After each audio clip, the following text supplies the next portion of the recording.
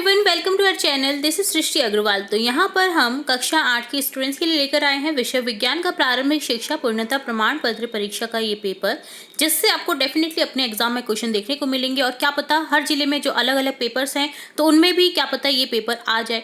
तो कुछ भी नहीं कह सकते पहले से कि इसमें से कितने क्वेश्चन आएंगे या यही पेपर आएगा। तो आप पूरा पेपर करके जाइएगा ताकि आपको जब भी इनमें से कोई क्वेश्चन देखने को मिले तो आप परफेक्ट कर पाए उस क्वेश्चन को और आपके नंबर कट ना हो। तो चलिए फटाफट से स्टार्ट करेंगे। क्वेश्चन फर्स्ट से, फसल उत्पाद के दौरान मिट्टी में पोषक तत्व के स्तर को बनाए रखने के लिए क्या मिलाते हैं? आंसर करेक्ट हो जाएगा ऑप्शन द खाद। सेकंड क्वेश्चन है, निम्नलिखित में से जैव अनिम्नीकरणीय पदार्थ है? आंसर हो जाएगा option B plastic. Third question है, सोडियम धातु को सामान्य ताप पर जिस द्रव में रखते हैं वह है मिट्टी का तेल। ऑप्शन से को करेक्ट कर देंगे। अक्षय प्राकृतिक संसाधन के उदाहरण हैं, अक्षय यानी बिना क्षय होने वाले, तो यहाँ पर आ जाएगा वायु। निम्नलिखित में से कौन से वन्य जंतु संकटापन्न स्पीशीज की श्रेणी में आते हैं? आंसर हो जाएगा हाथी, काले हिरन, अजगर, उपयुक्त सभी।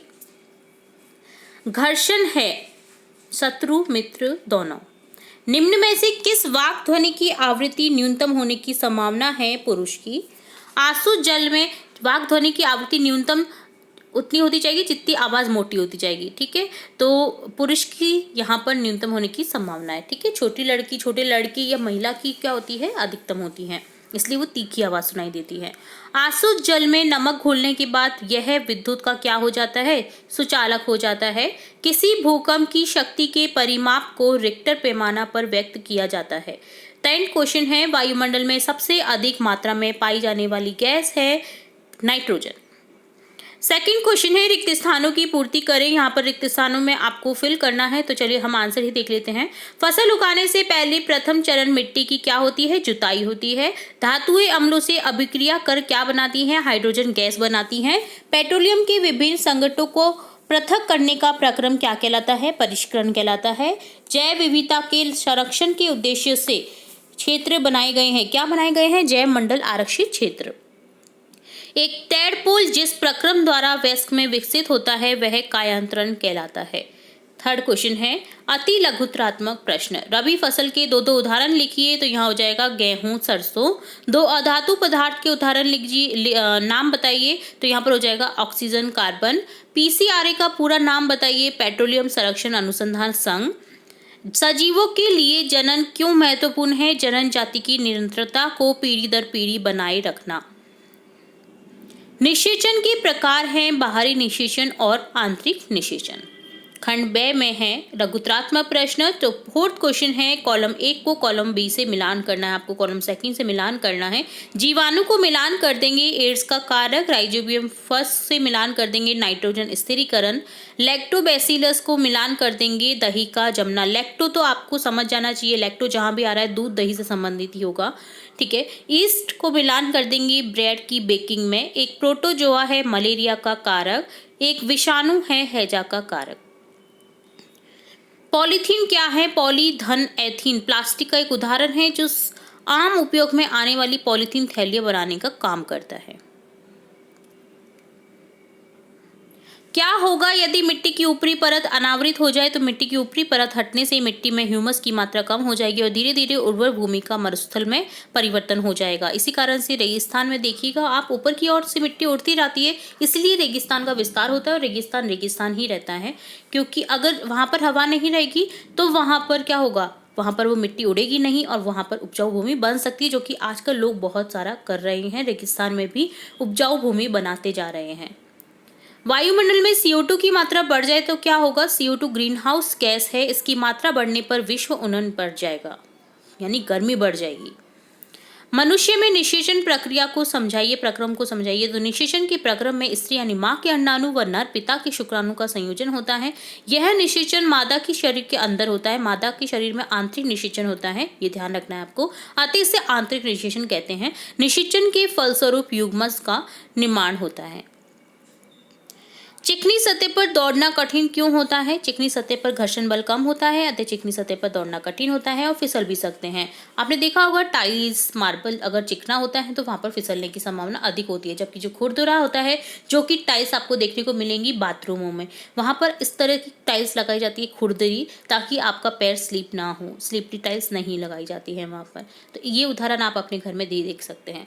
ठीक है, नेक्स्ट क्वेश्चन देखेंगे। आकाश में तड़ित तथा मेघ गर्जन की घटना एक समय पर हमसे समान दूरी पर घटित होती है। हमें तड़ित पहले दिखाई देता है, तड़ित यानी बिजली, तथा मेघ गर्जन बाद में सुनाई देता है। बिजली हमेशा आपको मेघ गर्जन यानी बादल के गर्जने के पहले दिखाई देती है, देन आपको तुरंत से जो बादलों की गर्जने की आवाज है वो सुनाई देती है। क्या आप इसकी व्याख्या करते हैं?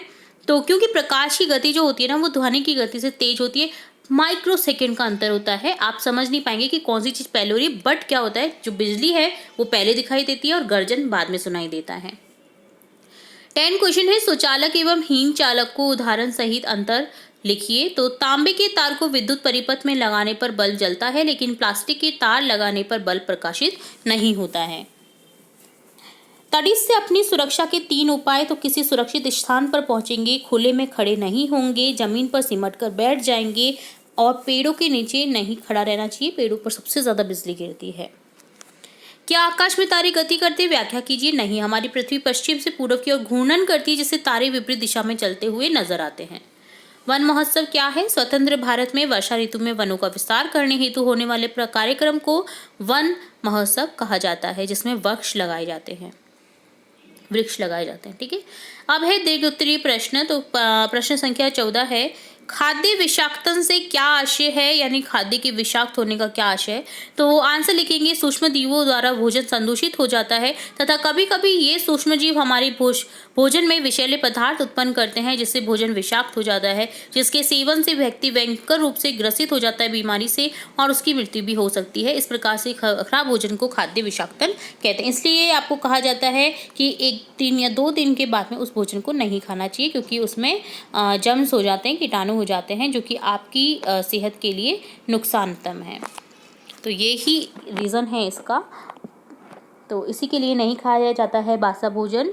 ठीक है, तो ये होता है इसका कारण। ठीक है, अब देखेंगे क्वेश्चन 15। उदाहरण देकर प्रदर्शित कीजिए कि प्लास्टिक की प्रकृति असंक्षारक होती है। तो आंसर हो जाएगा, प्लास्टिक जल और वायु से अभिक्रिया नहीं करते, उनका संचारण आसानी से नहीं होता है, अतः प्लास्टिक की प्रकृति असंक्षारक होती है। उदाहरण, विभिन्न रसायन प्लास्टिक की बोतल में रखे जाते हैं। प्लास्टिक के बर्तन में सभी प्रकार के भोजन का भंडारण किया जाता है, लेकिन वे प्लास्टिक से क्रिया नहीं करते हैं।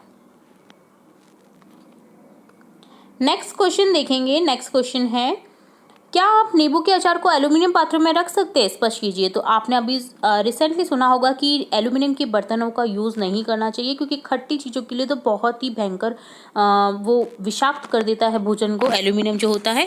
और एल्यूमिनियम की कढ़ाई को आप रेगुलर यूज़ करेंगे ना, तो उसका जो वजन है वो पहले की तुलना में कम हो जाता है, अर्थात एल्यूमिनियम के कण छूटते जाते हैं, उसमें से बहुत माइक्रो छूटते हैं, बट छूटते हैं।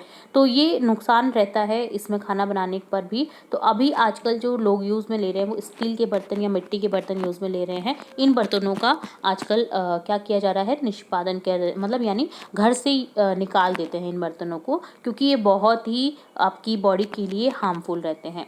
तो अगर रेयर यूज़ करना है ना, तो आप तलने के लिए या कुछ और चीज़ के लिए जो रिसेंटली आप बना रहे हो फटाफट से उसमें से निकाल लें, तो ऐसी चीज़ों के लिए यूज़ में ले सकते हैं।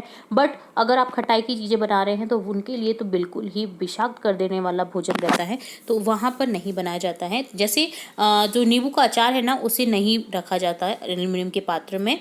नींबू का अचार अम्लीय प्रकृति का होता है। अम्लीय पदार्थ को एल्यूमिनियम के पात्र में रखने पर ये एल्यूमिनियम से अभिक्रिया करके विषैले पदार्थ बना लेते हैं, जो खाद्य विषाक्तन कर सकते हैं।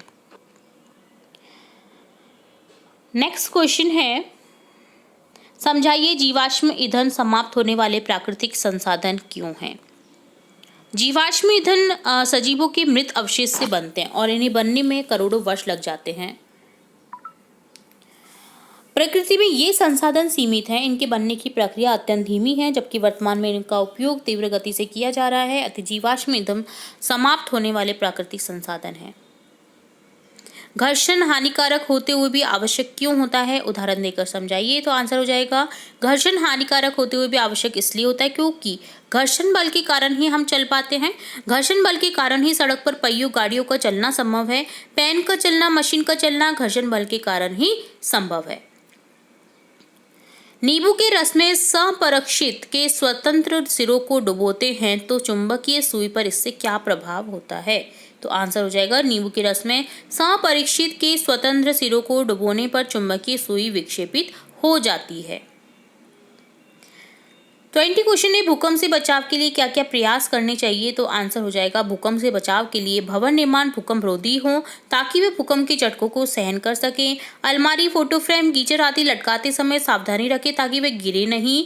अग्निशमन यंत्र कार्यकारी स्थिति में होने चाहिए ताकि आग लगने पर काम आ सके, क्योंकि भूकंप के समय आग लगने का खतरा रहता है। और आप ज़्यादातर जो अलमारियाँ होती है ना, उनको दीवार में फिट करवा के रखिए ताकि जब भूकंप आए तो वो आपके ऊपर ना गिरे और आपको हार्मफुल ना रहे। 21वां प्रश्न है, कृत्रिम उपग्रह क्या है, समझाइए। ये मानव निर्मित होते हैं, इनका प्रमोचन पृथ्वी से किया जाता है। ये पृथ्वी के प्राकृतिक उपग्रह चंद्रमा की तुलना में कहीं अधिक निकट रहकर पृथ्वी की परिक्रमा करते हैं। भारत ने बहुत सी कृत्रिम उपग्रह का निर्माण और प्रमोचन किया है। आर्यभट्ट भारत का प्रथम कृत्रिम उपग्रह था। कुछ अन्य भारतीय कृत्रिम उपग्रह इनसैट, IRS, कल्पना 1, एजुसेट आदि हैं। निबंधात्मक प्रश्न में है, सिंचाई किसे कहते हैं। जल संरक्षित करने वाली सिंचाई की 2 विधियों का नाम लिखिए अथवा कृषि कार्य में उपयोगी निम्न औजारों का वर्णन कीजिए। हल, कुदाली, कल्टीवेटर। तो आप कोई भी एक क्वेश्चन करें यहाँ पर, तो यहाँ पर हम आंसर देखेंगे सिंचाई। सिंचाई उचित समय या विभिन्न अंतराल पर खेत में जल देना सिंचाई कहलाता है। जल संरक्षित करने वाली सिंचाई विधियों के नाम है छिड़काव तंत्र, ड्रिप तंत्र। छिड़काव तंत्र क्या होता है, इस विधि में ऊर्ध्व पाइपों के ऊपरी सिरों पर नोजल लगे होते हैं।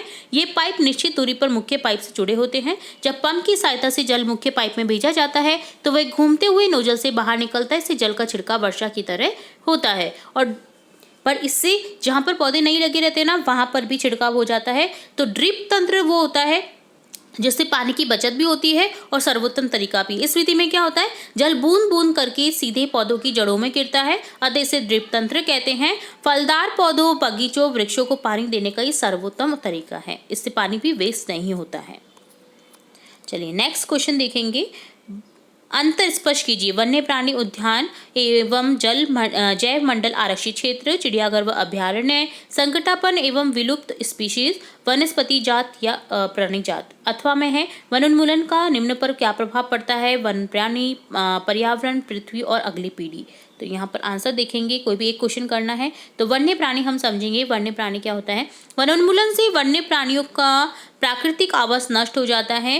प्राकृतिक आवास के बिना जानवरों को रहने और प्रजनन करने के लिए कोई जगह नहीं बचती है। इसके परिणाम स्वरूप कई जानवर विलुप्त होने के कगार पर होते हैं।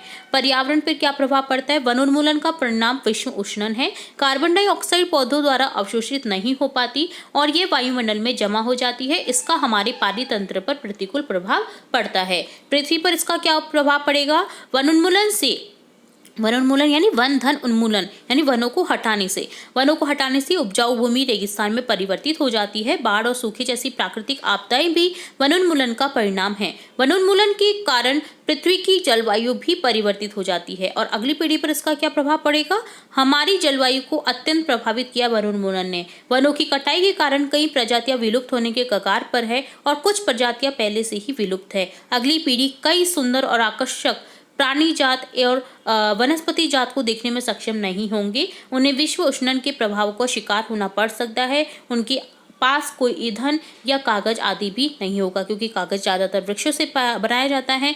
तो वृक्ष अगर नहीं होंगे तो कागज भी नहीं होगा। नेक्स्ट क्वेश्चन है, आप इससे ऊपर वाला भी कर सकते हैं, कोई भी एक क्वेश्चन आपको करना था। चलिए नेक्स्ट क्वेश्चन देखेंगे। निम्न की व्याख्या करें। अश्रव्य तरंगे, श्रव्य तरंगे, पराश्रव्य तरंगे। अथवा में है, मानव कान या कर्ण का चित्र बनाइए, ध्वनि की सुनने की प्रक्रिया को समझाइए। कोई भी एक क्वेश्चन करना है। यहाँ पर हम मानव कर्ण का नामांकित चित्र इस तरह से बनाएंगे। देखिए आपको इसी तरह से सुंदर सुंदर रेखाओं द्वारा इसको स्पष्ट रूप से बनाना है। देखिए और नामांकन करना है। आंतर कर्ण, कर्ण की पटे, मानव कर्ण, इस तरह से नाम आपको लिख देना है। तो ये आंतरिक संरचना और बाहरी संरचना पूरा आपको इस तरह से दिखा देना है। ठीक है, चलिए और इसके द्वारा अब समझते हैं इसमें किस तरह से प्रक्रिया रहती है ये। तो मानवों में ध्वनि वाक्यंत्र या कंठ द्वारा उत्पन्न होती है। यह श्वास नली के ऊपरी भाग पर स्थित होती है। वाक्यंत्र के दोनों और 2 वाक तंतु तनित हैं। इसके बीच में वायु के निकलन के लिए एक संकीर्ण झिल्ली बनी होती है। जब फेफड़ों द्वारा वायु को झिल्ली से बाहर निकाला जाता है तो वाक तंतु कंपन करते हैं। ध्वनि उत्पन्न होने का कारण ये कंपन ही है। वाक तंतु से जुड़ी मांसपेशियां तंतु को ढीला या तना करती है। ध्वनि पूर्ण रूप से तंतु को ढीले या तनेपन पर निर्भर रहती है।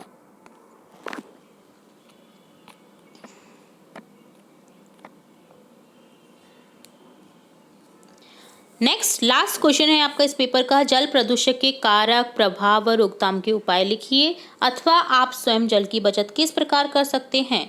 तो कोई भी आपको एक क्वेश्चन करना है तो यहाँ पर मैं दिखा रही हूँ आपको क्वेश्चन कि जल को किस तरह से आप सेफ रखें। जब सप्लाई से पानी आ रहा होता है तो आवश्यकता अनुसार पानी भरने के बाद नल को बंद कर दें ताकि पानी बैठ ना जाए। आपको जितनी आवश्यकता हो उतनी ही जल का उपयोग करें। आपके घर में पानी का रिसाव ना हो यह जांच करें। पानी के नलों को इस्तेमाल करने के बाद बंद रखें। मंजन करते समय नल को बंद रखें, आवश्यकता होने पर ही खोलें। नहाने के लिए अधिक जल को व्यर्थ न करें। संभव हो तो फव्वारे के स्थान पर बाल्टी और टब आदि में पानी भरकर इस्तेमाल करें। ऐसी वॉशिंग मशीन का इस्तेमाल करें जिसमें अधिक जल की खपत ना हो। खाद्य सामग्री तथा कपड़ों को धोते समय नलों को खुला न छोड़ें। जल को नाली में बिल्कुल न बहाएं कि बल्कि इनके अन्य उपयोग जैसे पौधों, बगीचों को सींचने, सफाई इत्यादि में लाएं। सब्जियों और फलों को धोने में उपयोग में लिए गए जल को फूलों तथा सजावटी पौधों के गमलों को सींचने में किया जा सकता है। तो ये डन होता है आपके विज्ञान विषय का कंप्लीट पेपर। उम्मीद है आपको पूरा पेपर अच्छे समझ आया होगा। फिर भी अगर किसी क्वेश्चन में कोई डाउट हो तो आप कमेंट सेक्शन में कमेंट करके पूछ सकते हैं। इसी तरह आपके और भी विषय से इम्पोर्टेंट क्वेश्चन और भी इम्पोर्टेंट वीडियोस आपके एग्जाम से रिलेटेड देखते रहेंगे हमारे चैनल पर। तो जुड़े रहे हमारे चैनल के साथ। वीडियो को पूरा देखने के लिए धन्यवाद।